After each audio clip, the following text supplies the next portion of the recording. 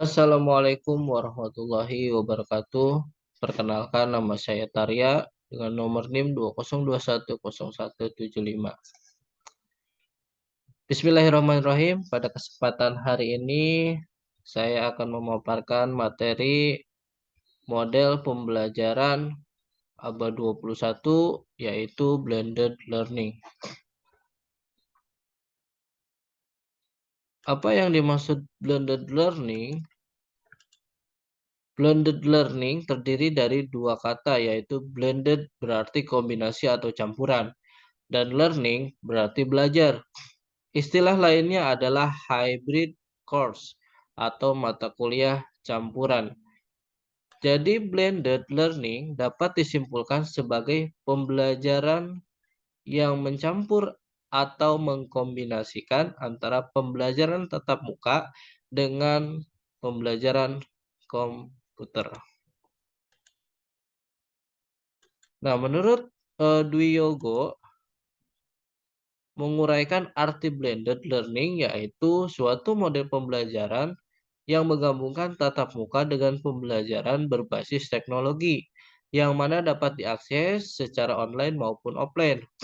Model pembelajaran tersebut memiliki kesamaan dengan e-learning. Nah, menurut Graham, menjelaskan pengertian blended learning secara sederhana merupakan pembelajaran yang mengkombinasikan antara pembelajaran online dengan pembelajaran langsung, yakni tatap muka atau face to face. Nah, yang terakhir menurut Driscoll menjelaskan pengertian blended learning, yakni suatu pembelajaran di mana menggabungkan atau mengkombinasikan berbagai teknologi berbasis web demi mencapai tujuan pendidikan. Nah, blended learning memiliki karakteristik. Menurut John Watson, pembelajaran yang menggabungkan berbagai cara penyampaian, model pembelajaran, gaya pembelajaran, serta berbagai media berbasis teknologi yang beragam. Nah, yang kedua sebagai sebuah kombinasi pengajaran langsung, face to face, atau belajar mandiri dan belajar mandiri via online. Nah, yang ketiga, pembelajaran yang didukung oleh kombinasi efektif dari cara penyampaian, cara mengajar, dan gaya pembelajaran. Yang terakhir, guru dan orang tua pembelajar memiliki peran yang sama penting. Guru sebagai fasilitator dan orang tua sebagai pendukung. Nah, blended learning memiliki tujuan. Apa tujuannya? Yang pertama, membantu peserta didik untuk berkembang lebih baik dalam proses belajar sesuai dengan gaya belajar dan preferensi dalam belajar.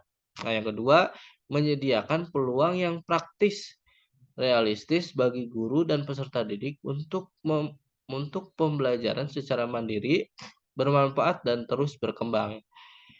Nah, yang ketiga, peningkatan penjadwalan fleksibilitas bagi peserta didik dengan menggabungkan aspek terbaik dari tatap muka dan instruksi online.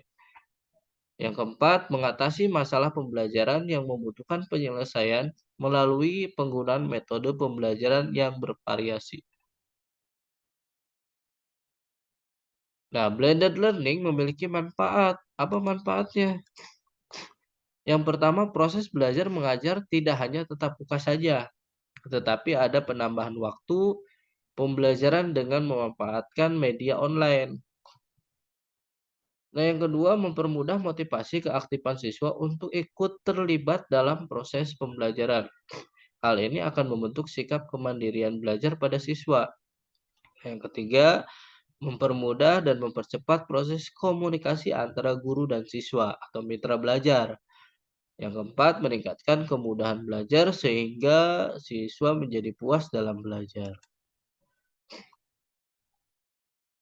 Perancangan blended learning menurut Judd M. Carmen. Yang pertama adalah live event atau tatap muka. Yang kedua, self Space learning, pembelajaran mandiri. Yang ketiga, collaboration atau kolaborasi. 4, assessment, penilaian atau pengukuran hasil belajar.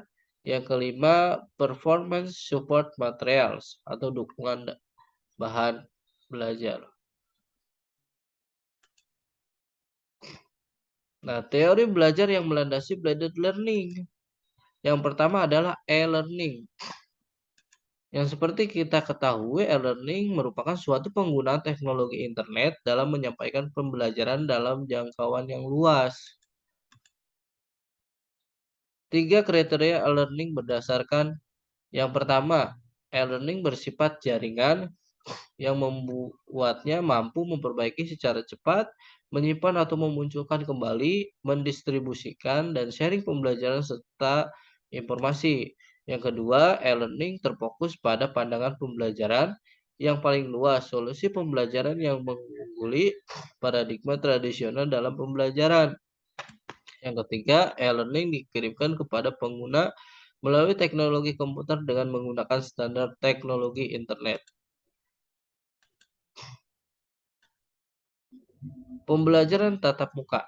Nah, menurut Sudirman dan Rusyan, pembelajaran tatap muka merupakan model pembelajaran yang sampai saat ini masih terus dilakukan dan sangat sering digunakan dalam proses pembelajaran.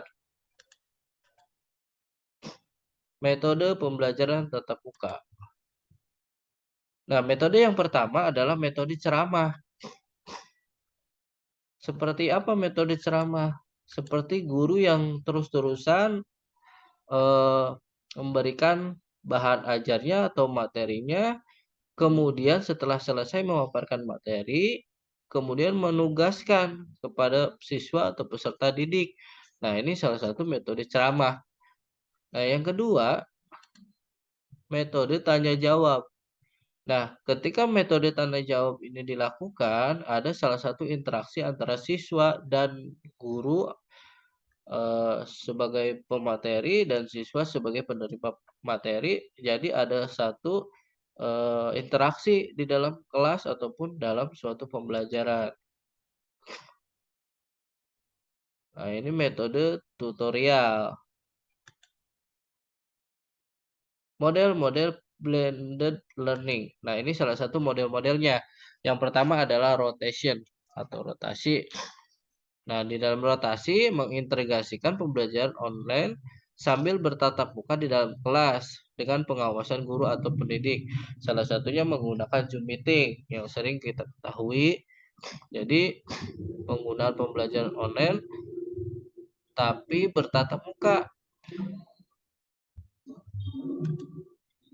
Yang kedua, face to face driver.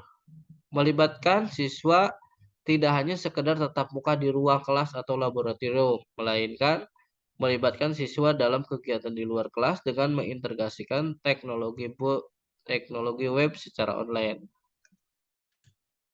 Yang ketiga, Flex, memanfaatkan media internet dalam penyampaian pembelajaran kepada peserta. Dalam hal ini, peserta dapat membentuk kelompok diskusi.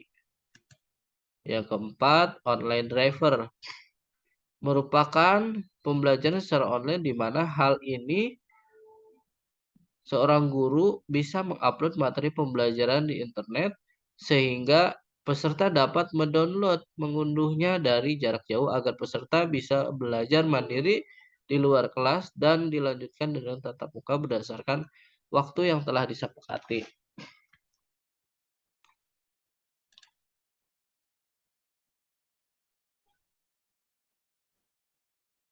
Yang kelima, online lab.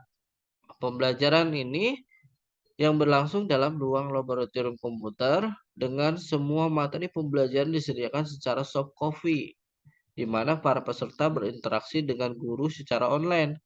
Dalam hal ini, guru dibantu oleh pengawas. Yang keenam, set blend. Dalam hal ini, peserta mengikuti kelas khusus atau kursus online.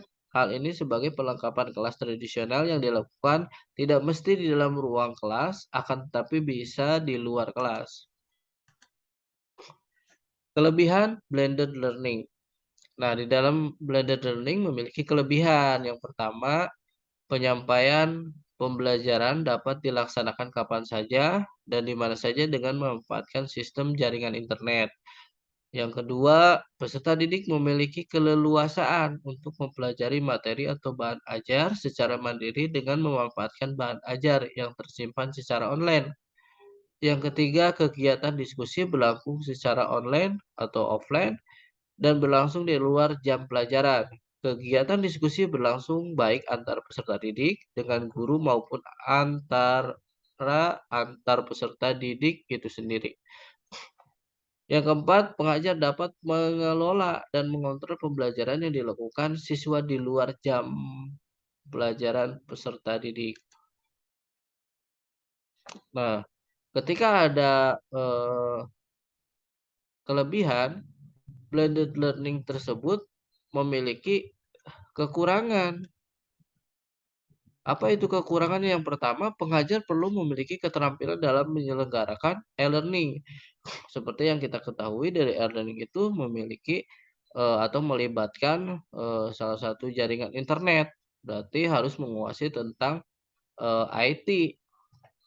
Yang kedua, pengajar perlu menyiapkan waktu untuk mengembangkan dan mengelola pembelajaran sistem e-learning. Seperti mengembangkan materi, menyiapkan asesmen, melakukan penilaian, serta menjawab atau memberikan pertanyaan pada forum yang disampaikan oleh peserta didik. Yang ketiga, pengajar perlu menyiapkan referensi digital sebagai acuan peserta didik dan referensi digital yang terintegrasi dengan pembelajaran tatap muka. Yang keempat, tidak meratanya sarana dan prasarana pendukung dan rendahnya pemahaman tentang teknologi.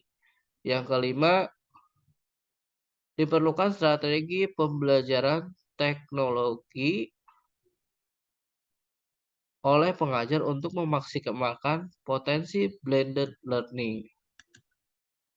Nah, yang kelima adalah simpulan bahwa kita bisa dapat simpulkan blended learning dapat diartikan sebagai proses pembelajaran yang memanfaatkan berbagai macam pendekatan. Pendekatan yang dilakukan dapat memanfaatkan berbagai macam media dan teknologi.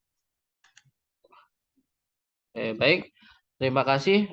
Begitu pemaparan materi tentang blended learning. Semoga bisa dipahami.